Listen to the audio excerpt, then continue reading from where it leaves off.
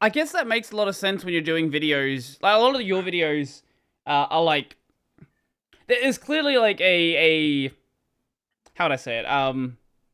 Like a through line between them. Like you can clearly see that some of them were produced at the same time. There's like clearly a link between them. Obviously, the best example of Yep. that being the tutorial videos, which are clearly numbered, so on and so forth. But even so, like you can clearly see from the outside that you did some of these in a certain like order when they were produced. Mine are very much more like one-off things. Like maybe there'll be Mm. I'll come back to a topic after a couple of months, like Pop OS's our System 76's new Cosmic desktop. Like I will talk about it at one point, and then I'll come back check in like a couple of months later. So it's not really as directly connected, but I don't know, it's just a different way to approach the content. Like you do very different sort of videos than what I do.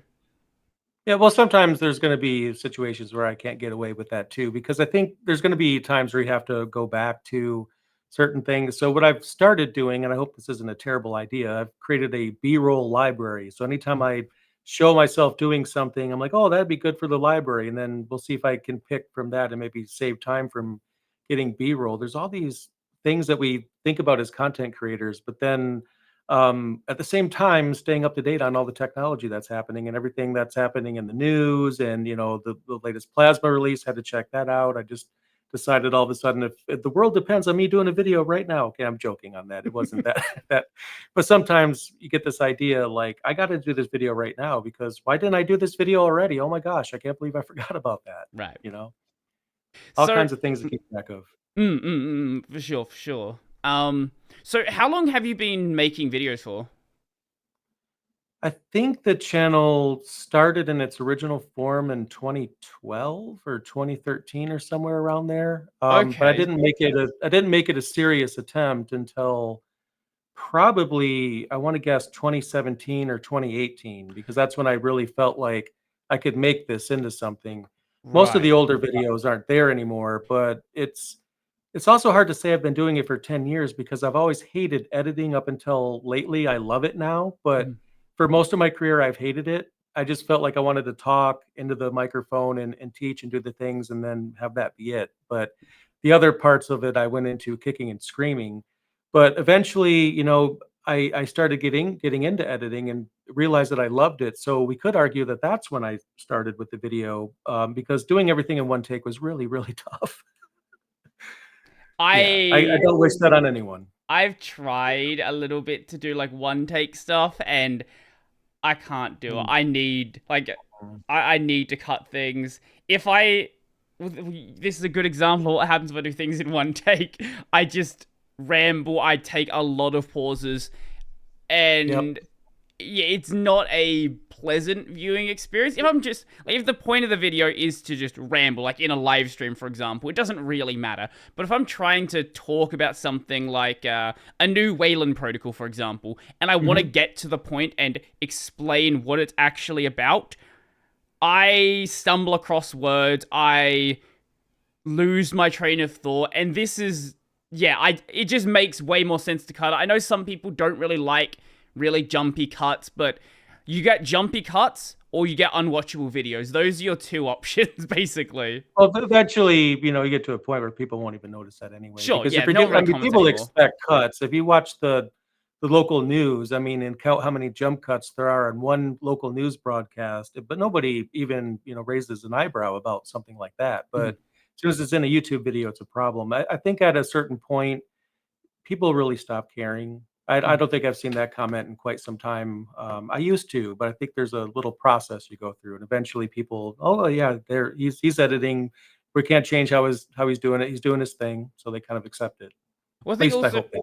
I think also when you started, like the YouTube landscape was like very very different back then. Oh yeah, Like back oh yeah. then, that was like when people were first trying out doing the jump cut thing, and like a lot of the jump cuts weren't just cutting a sentence, it was like jump cuts to like impact. So you like jump around the screen and all like and people just had like this bad first impression with it. Like there's nothing inherently wrong with the editing style. It was the way that it was very energetic videos, and they felt very very artificial. It felt like, Mhm. like Disney Channel artificial, where like this is clearly not how this person actually acts. Whereas if you're Right, just right. jump cutting for the sake of being able to properly string together a thought, it's a very different kind of editing. It really, really is. And for me, I think the best trick is just to make the jump cut look like a camera angle. Then nobody will even notice. That's a good Just point. just zoom it in a little bit. Just shift yourself over to the right, over to the left. Just change it up a little bit, and it looks like a different camera angle. And usually it's pretty much accepted. That it took me a while to learn or to figure that out, but once I did, it's like, oh, okay, that's actually not very difficult. DaVinci Resolve even has a close-up button on the speed editor now that does exactly that same thing, which is pretty cool. I'd never even So thought of that's something I like don't that. know if you ever tried that on your channel, but it could be a way to kind of make the jump cut seamless. No, I haven't. I've never considered that. Huh. Yep. And yep, you'll see it on my video. If you check the older ones, I actually do have two cameras now. So, Mhm. if you check like anything from last year, like I would say the tail end of last year you'll probably see it at the beginning of the video. Okay. Let's see if we can find one. Like, we were 9 months ago. Let's see if I can just jump around through it. Actually, I probably won't be able to jump around through it if it's just a cut like that. Yeah, that's not gonna happen. Anyway, go check out Jay's videos. You'll see what he means, I guess. Hold on. Oh, it's all good. It's all good. Apparently, I can't drink water today. That's embarrassing. You good? I am good. Yep, just relearning how to drink water. Apparently. Alrighty. Yeah. It's fine. This is why I don't do any cuts during the podcast. You get random fun things like that. Yep, yep. I encounter that all the time, or the random cat that shows up, Hmm. or a kid that comes into the room. Hmm. So, Yep. oh Yep. yeah. Yep. Yeah. So you have like cleared out like the old content on your channel. So you said you started like 10 years ish ago, 12 years ago, something like that. Yeah, that's kind of a weird thing about YouTube because there's all these things that you don't think about. So I don't even know if this is true, but somebody in my circle said that he was under the impression that having less quality videos will kind of have, mixed quality, old, bad quality, new, good quality, but it's not consistent, and Mhm. that by removing the older videos, it makes everything more consistent in quality, which Mhm. would maybe help the algorithm or something like that. We don't even know if it's true, but Right. one time somebody thought I was just deleting content or just trying to get it off the internet. I'm like, I didn't even know anybody was still watching that video. Like I'm surprised even anyone even knows about that video anymore. Mhm. But you find out pretty quickly. But at some point, I just didn't want my older content mixed in with the newer content because I feel like the difference is kind of jarring. Mm. I've definitely heard people say that before, and not like recently, but definitely like 4 or 5 years ago. I do remember that being like a Mhm. common thing people would say. I like Yep. here's the problem. Like it's a black box system, right? So it's just a matter of like testing it here and there and seeing what sort of output you get. And usually what you get from YouTube, just you've got to do big tests to work anything out with it because it's such Right. a complex system that I don't think anybody, well, I guess besides Mr. Beast apparently, has a good understanding of how it actually works. Like most people are just trying to see what they can do and hopefully get it to work in their favor.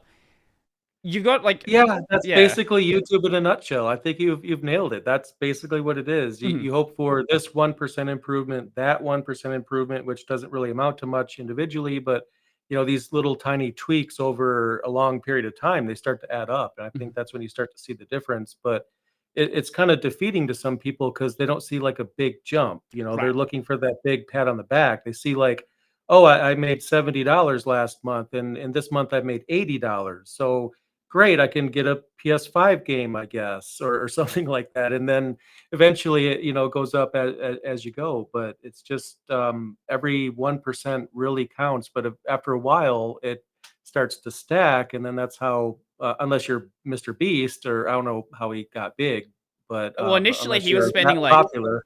he was spending like 16 hours a day messing around with YouTube. Like actually going insane with it, treating it like the only thing in his life. Like that, if you do that, yeah, I'm sure you can work something out. But if you're a normal person and you're spending, maybe like 5 hours a day, 6, 7 hours a day on YouTube, like, yeah, you're going to work stuff out. But a lot of that's also video production as well. You're not spending Right. all of your time just analyzing the algorithm, analyzing analytics, analyzing other channels' analytics, because that's also very important, because it's not just a matter of what your channel is doing, because yours might be an outlier here. You need to see what like other people are doing and how they're editing and how they're approaching content production, and then you gotta make sure that what you're actually seeing is actually real and you're not tricking yourself into thinking there's a thread here when there really isn't. Right, right. Yeah. It's just amazing all the idiosyncrasies of content creation when what really I think a lot of people they don't even like that. They like the content they're making. They like their community and all this stuff, but they don't like the things they're forced to pay attention to that they really don't care about. It's like I don't get excited about tags. I don't get excited about descriptions, right? But you have to do it, and you have to have a good, SEO title. And I hate them. I hate them all. But Mhm. the fact is, you don't want to be in a echo chamber either. You're putting a lot of time into this, and you want people to be able to get access to it. Mhm. So it's just all these different things that go into it, and it's like I just want to make content and not think about those things. But eventually, just have fun with it. Like the thumbnails I've done recently are pretty much sarcastic insult towards thumbnails in general. I thought I'd Mhm. have a little bit of fun with it and not in a, cringy YouTube way, but in a cringy YouTube way, making fun of the cringy YouTube way. Because if I'm gonna have to be, join them, I may as well make it fun, I Mhm. suppose. I So guess there's one way to look at it. Like, yeah, so I had a thumbnail recently with a penguin attacking me allegedly because I made one of the 5 mistakes on the thumbnail that I warned people not to make or something like that. So mm, just have a little bit of fun with it.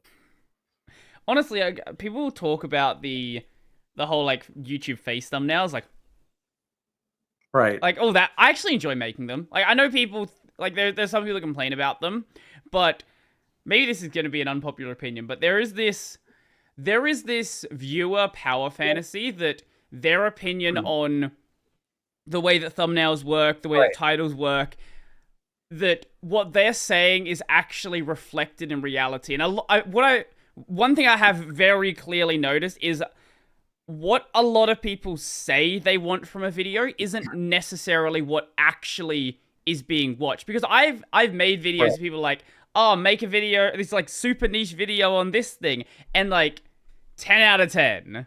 It's like, okay. And then I make Yeah. a video on Yeah. my first impressions of Plasma. I'm like, oh, okay, sure, that did well.